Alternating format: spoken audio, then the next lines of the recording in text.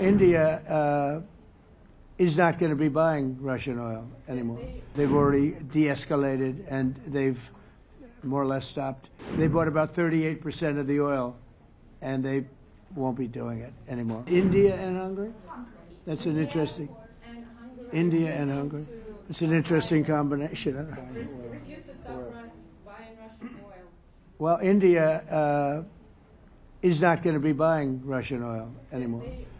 And Hungary is sort of stuck because they have one pipeline that's been there for years and years and years, and they're inland. They don't have sea. They don't have sea. And I spoke with the very great leader of Hungary, and they are, it's very hard for them to get oil. I understand it.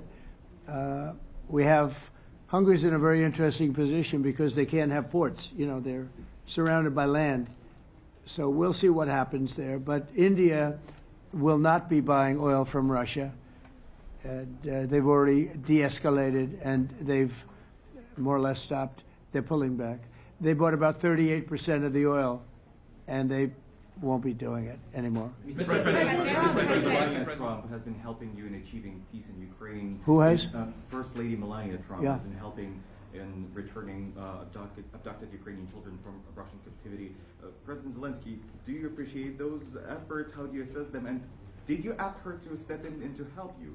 No, she wanted to do it. She just felt very strongly about the children, and she's done a really good job, I think, in bringing it to the fore. We have a lot of children involved. Now, it's some people say it's 20,000 and some people say it's 300.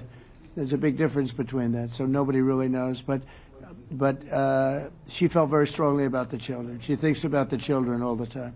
President Trump, if you okay tomahawks to Ukraine, what's going to happen if the United States is in a conflict and we need the tomahawks? Do we have enough? That's a problem. We need tomahawks, and we need a lot of other things that we've been sending over the last 4 years to Ukraine. We've been, we gave them a lot. Now we have a different situation. We send it to the European Union. They pay for it and all that, and they have plenty of money.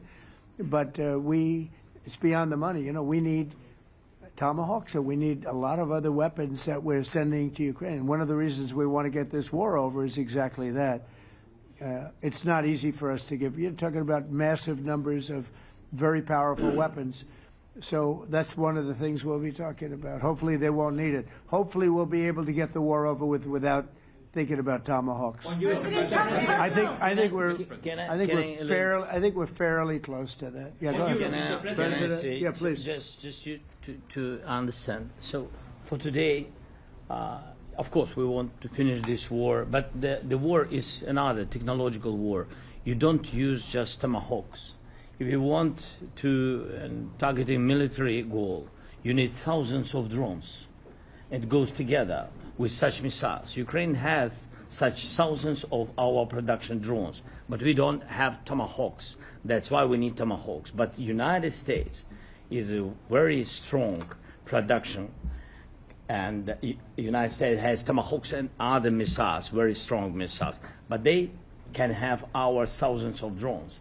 That's why where we can work together, where we can strengthen American production.